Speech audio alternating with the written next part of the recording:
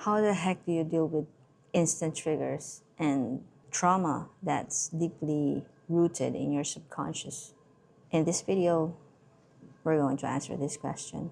Whenever you encounter something that triggers you, it's not surprising to hear someone say, just ignore it, it'll pass. But you'll probably agree with me on this. Sometimes some things that annoy you are just pretty hard to ignore. So I posted this on Facebook and got a response from a friend. This is what it says. Constantly trying to ignore that it happened will never give you the healing you need. The more you ignore it, the more it stays there until it's deeply rooted in your subconscious. Well, how do you deal with it? Handling an unresolved trauma is different from handling an instant reaction. Unresolved traumas require a process from healing to transformation. On the other hand, the instant reactions, however, is a little less complicated. So how do we deal with instant reactions? Since it's inevitable, your initial responses are inevitable, what you do after an event that caused that instant reaction can be manageable. It has to do with your values, meaning what you learned from other people and what you believed in, because that's what other people around you believed in while growing up. As kids, we were like sponges. We tend to adopt the behavior of other people in our environment, even their mindset. You can do 3 things when you get triggered. One is you've got to feel all the emotion. These are the DABD of Dada. That's denial, anger, bargaining, and depression. You've got to rant it out for a moment. You have to let it out. And it's okay. You can ask yourself, why this or why that? What matters is you have acknowledged your emotions. You did not ignore it and you did not repress it. The second one is accept that it happened and also accept whatever the consequence of that initial reaction. Like after feeling all those emotions, don't dwell on it. You've just got to move on. You've got to accept that your reactions may have hurt someone else and that it's probably something that you also regret. This is the moment you say sorry, and that's okay. It's okay to say sorry. Number 3 is move on. After feeling all those emotions, please don't dwell on it. You just move on. Don't waste all your energy on coming back to that memory over and over. You'll just end up ruining your entire day. And worse, your whole life. Just because you decided not to move on from that single moment in your past, which is supposed to be just a speck of your life. It's the past already since it already happened, even if it just happened. If you just can't let it go, this may mean that it's not just about an instant response now. The problem is probably already in your subconscious level. That's what happens whenever you dwell on something for so long. It becomes a part of you, and whether it's something negative or positive, it doesn't matter. It's just a part of you now. So how do you deal with it then? Here's how you deal with pain points at the subconscious level, or how to deal with pain when it's deeply rooted in your subconscious. There are 2 ways to handle this. Either you try to heal using external methods or heal using internal methods. First, I'm going to tell you about the external methods. People thought that by using that, they could heal from within. We use distractions. Mine was hiking. I did that for years. Here are some of the photos. For others, it's working so much that they end up hurting other people they love.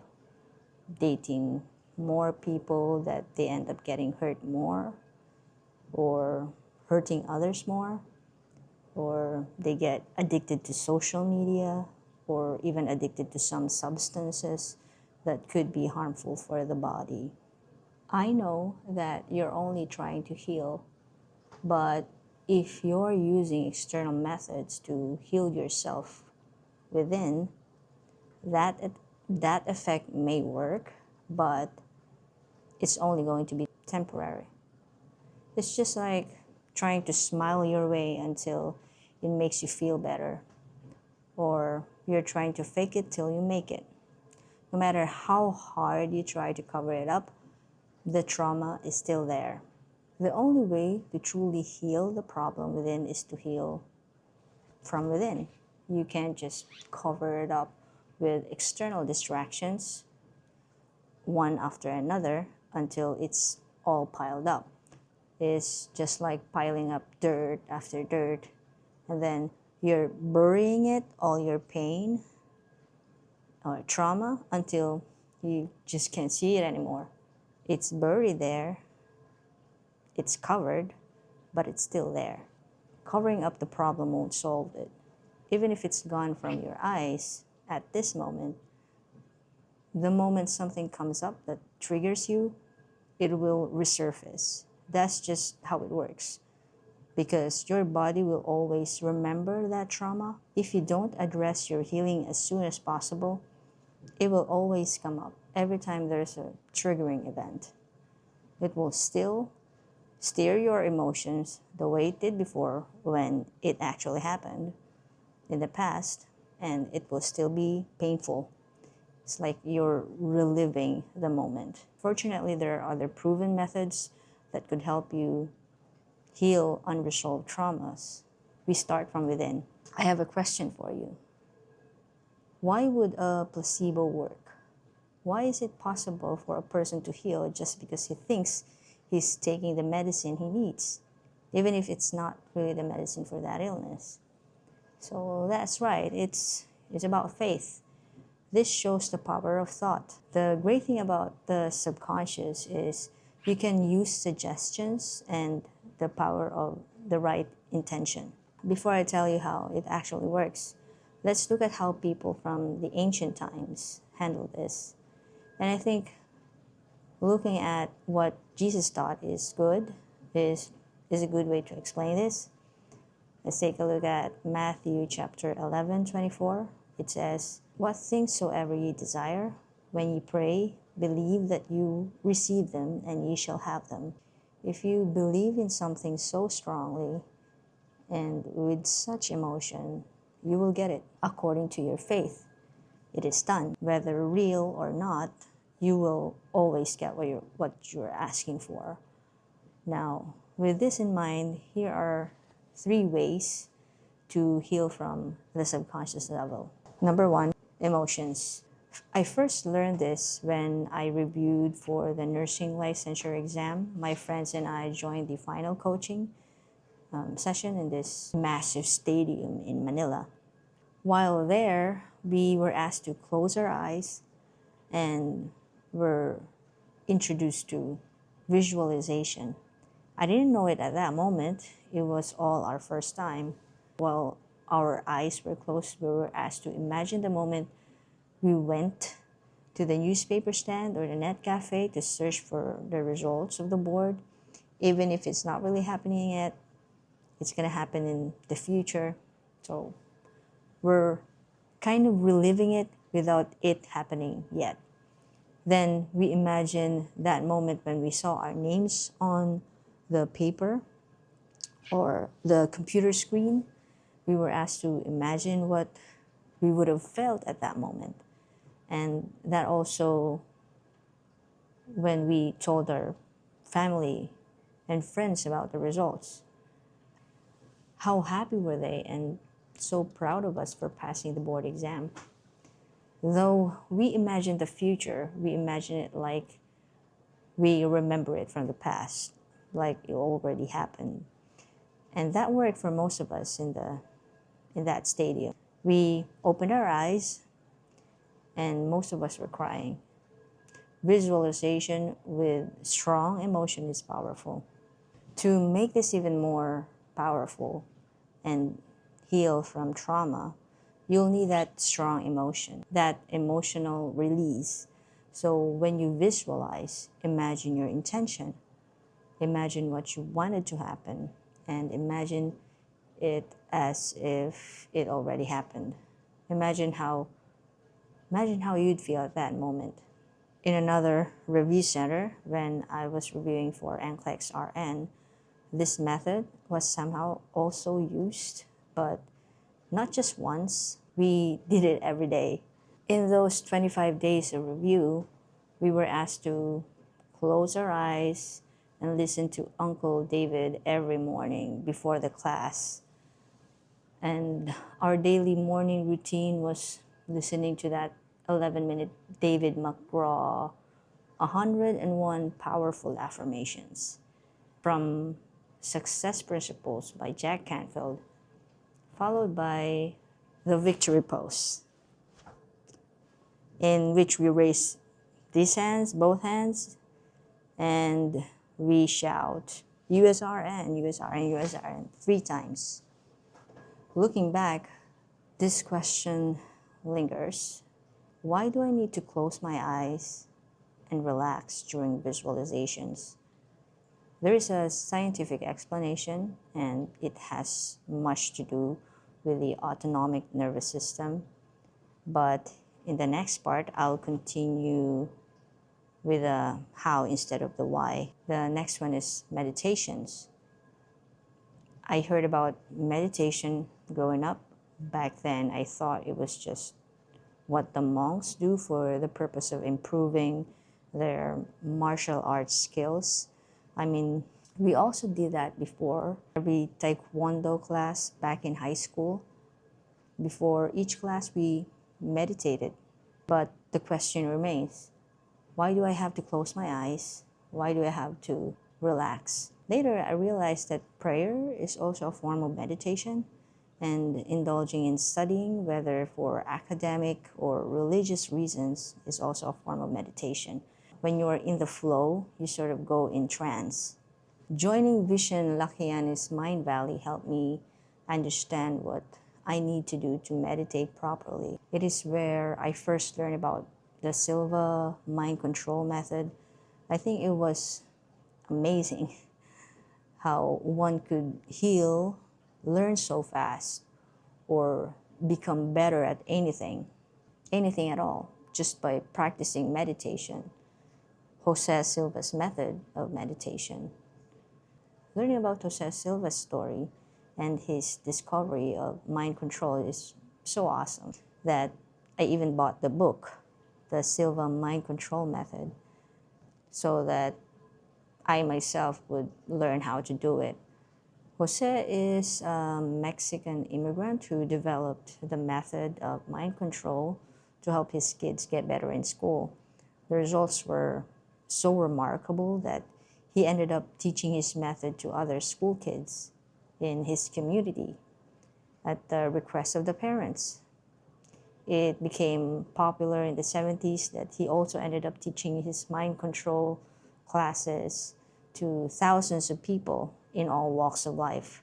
So how does it work? The process involves counting down from 100 to 1, letting your brain reach at the state where you're almost ready to sleep.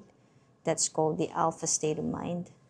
Our brains produce brainwave patterns depending on whether you're awake or asleep. We can only see or measure these patterns with an EEG or electroencephalograph.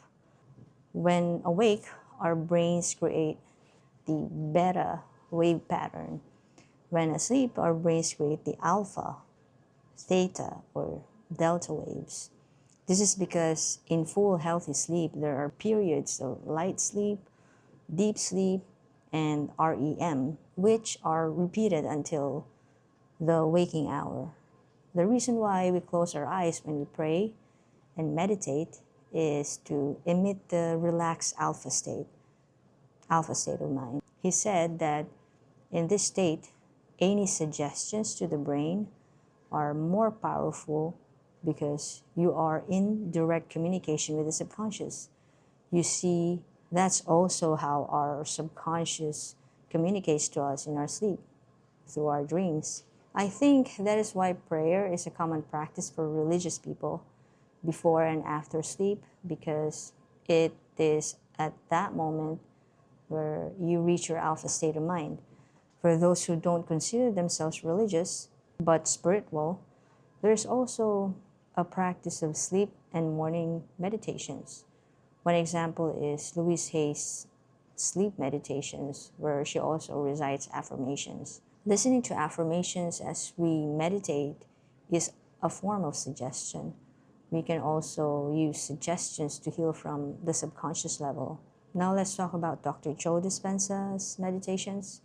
This guy had an accident before that shattered his spine, and he thought that he'd never heal again. However, with the use of his meditation and proper breath work, he was able to walk again. He was able to heal. And now he's done a lot of research and published books to help people learn what he learned about healing. If you love to read books, I suggest you read his books.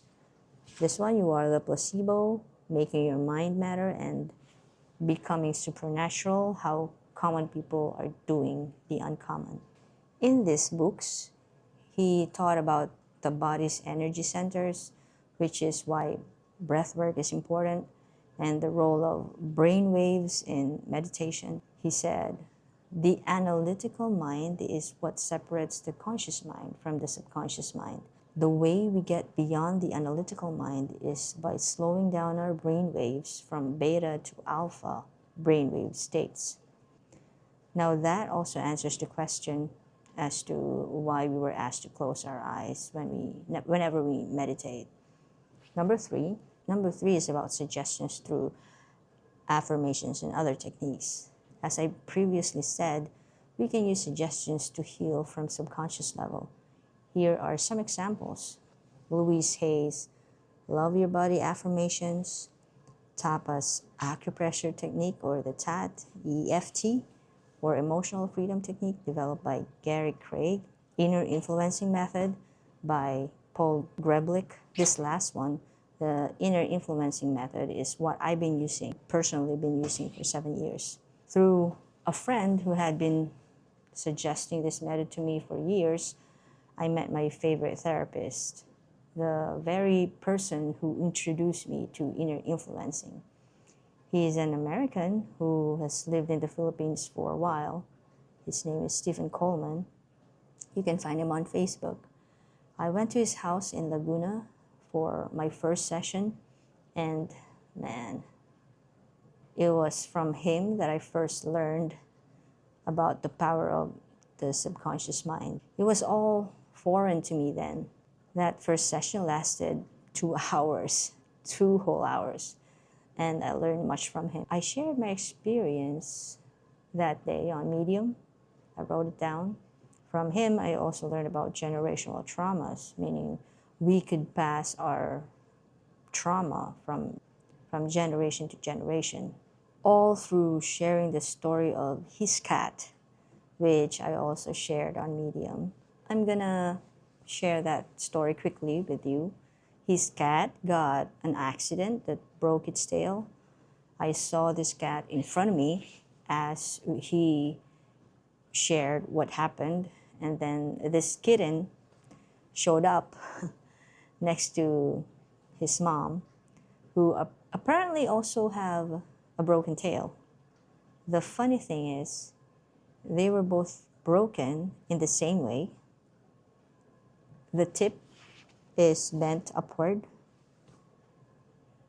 and the kitten never had an accident. He was just born that way, with a broken tail. And that happened because the mother cat had a previous accident, and most likely she passed it on to one of her kittens. So what can we do? I'm not saying that this will work for you. All I can claim is that what I'm suggesting to you now, they all worked for me. My journey into healing past traumas were gradual. I learned all the different techniques one at a time.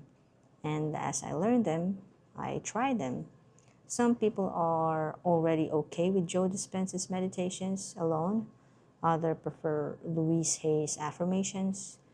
Others were consistent with their own methods, whether prayer, reading the scriptures, because you get to be in trance, right? Whenever you're in the flow.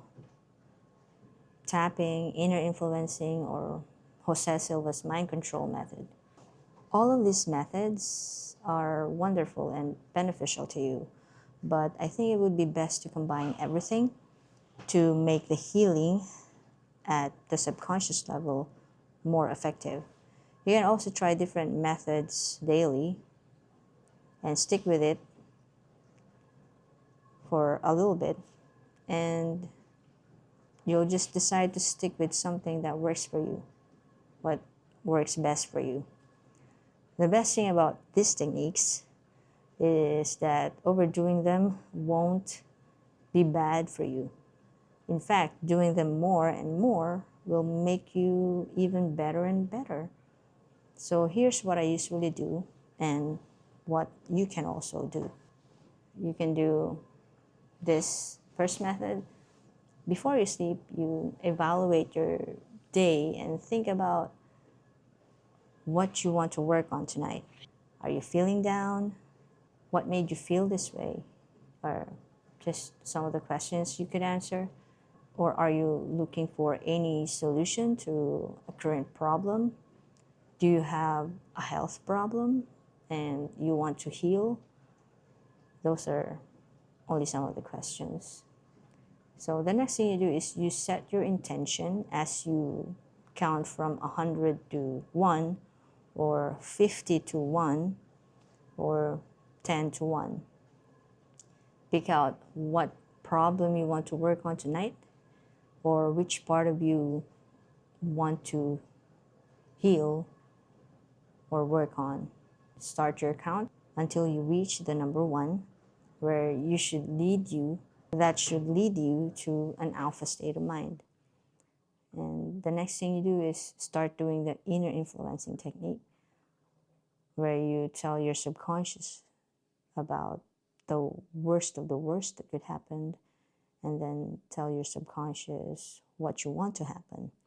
At this level, you can also repeat an affirmation or a phrase and let yourself fall asleep while repeating all those phrases or affirmations. And when you wake up, before you get out of bed, evaluate your dream or set your intentions for the day. The next thing you do is choose which you want to listen to today. I prefer to listen to Jose Silva's Alpha Reinforcement exercise in the morning. You could also listen to Louise Hay's morning meditation or Joe Dispenza's change meditation. And the next thing you'll do is get up and try to maintain that state of mind and that feeling that you have in the morning throughout the day. Just need to maintain that state as much as possible, or as much as you can. So, happy healing. This is your neighbor Ron. I think next week I'm gonna start sharing videos about my experience with YouTube so far, posting videos on YouTube. In that way, I could also encourage other people to share what they know on social media, on YouTube, and let everybody know what they think, what they know, because I think that's really important to share our knowledge, even share our skills. And that's not really hard to do. I'm gonna help you know what to do so you know what you need to work on and stop yourself from stopping you to actually start posting your videos. See you next week.